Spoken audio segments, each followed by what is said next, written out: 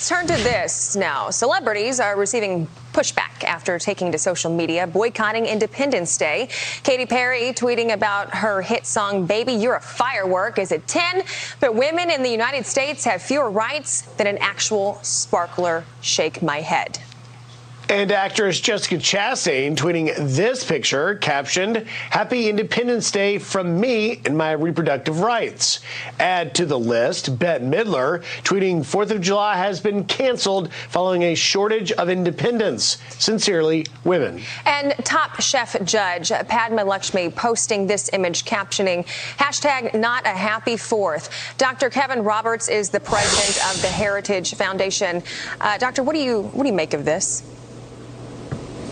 Well, I think all those people should go to the Communist Chinese Party and see how they like celebrating their national holiday. It's just infuriating, folks, as we sit here the day after Independence Day, that, of course, it's the right of those people to say those things, but they don't appreciate the value of freedom they have here to sing the music they make, obviously to make a lot of money from doing so. It would be nice that they would just say, we're grateful to be Americans. Perhaps we would give them some space to say, here's how we can be even closer to perfect. But, of course, they can't do that because it's all about virtue signaling. I think I can speak for a lot of Americans, probably a majority of Americans. We're just fed up with this kind of Hollywood nonsense. Well, so what is the impact on young people? I mean, I have 2 daughters, and, Katy Perry says these things. Younger people look up to many of the Hollywood elite. What do you think the impact is? Well, the impact, to your point, Griff, is significant. My wife and I have 4 kids as well, and we try to shield them, as I'm sure that you and many parents do, from the effect of these pop culture icons, because there just isn't a whole lot of substantive thinking there.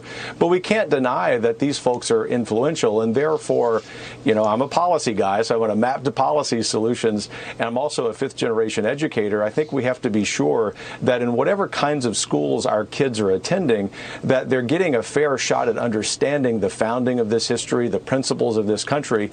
We are, as so many people, including Abraham Lincoln, have said over the years, the last best hope for the world. I think if we can inculcate that in our kids to, for example, even be reading portions of the Declaration of Independence on Independence Day, that's the kind of thing that gives them a more balanced view without doing something that millennials and Generation Z Americans really abhor, which is sort of a whitewashing of history. We shouldn't do that either. And I think responsible parents, responsible teachers, responsible neighbors offer that kind of balanced opinion about America. And when we do that, ultimately, young Americans will understand that this really is a terrific country.